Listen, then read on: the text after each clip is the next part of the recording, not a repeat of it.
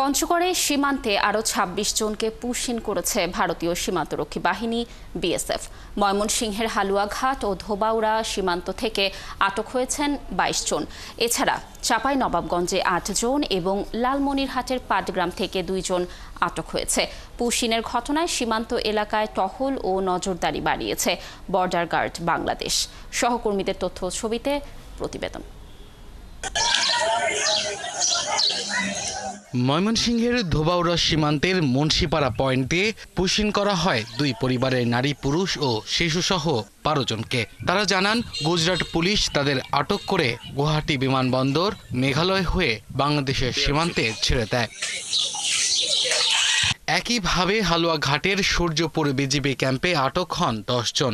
এদের মধ্যে ৯ জন নারী ও এক শিশু রয়েছে। ভারতের মেঘালয় থেকে বিএসএফ তাদের পুশিন করে। গুয়াহাটি থেকে তারা বাসে করে নিয়ে আইছে,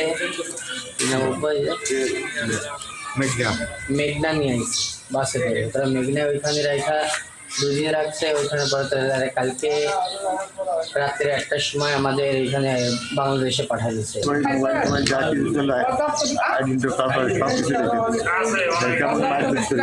পুশিনের ঘটনায় ময়মনসিংহের সীমান্ত এলাকায় টহল ও নজরদারি বাড়িয়েছে বর্ডার গার্ড বাংলাদেশ। পাশাপাশি স্থানীয় লোকজনকেও সতর্ক থাকার পরামর্শ দেওয়া হয়েছে। আমরা এখন ওনাদের তালিকা তৈরি করেছি, বিভিন্ন তথ্য সংগ্রহ করব, করার পরে আমরা তাদেরকে থানায় পুলিশের কাছে স্থানান্তর করব।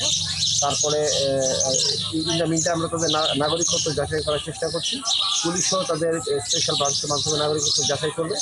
যাচাই করার পরে তারপরে তাদেরকে তাদের ঠিকানায় প্রেরণ করা হবে। পঞ্চগড়ের বড়বাড়ি সীমান্ত দিয়ে নারী, শিশু সহ ১৭ জনকে পুশিন করেছে ভারতীয় সীমান্তরক্ষী বাহিনী। এছাড়া জয়ধরভাঙ্গা বিওপি এলাকার সীমান্ত দিয়ে ৯ জনকে বাংলাদেশে পাঠানো হয়েছে। যত দ্রুত সম্ভব তাদের নিকটাত্মীয়স্বজনদের সাথে যোগাযোগ করে তাদেরকে নিরাপদে তাদের নিজ নিজ বাড়িতে পৌঁছানোর ব্যবস্থা করবে।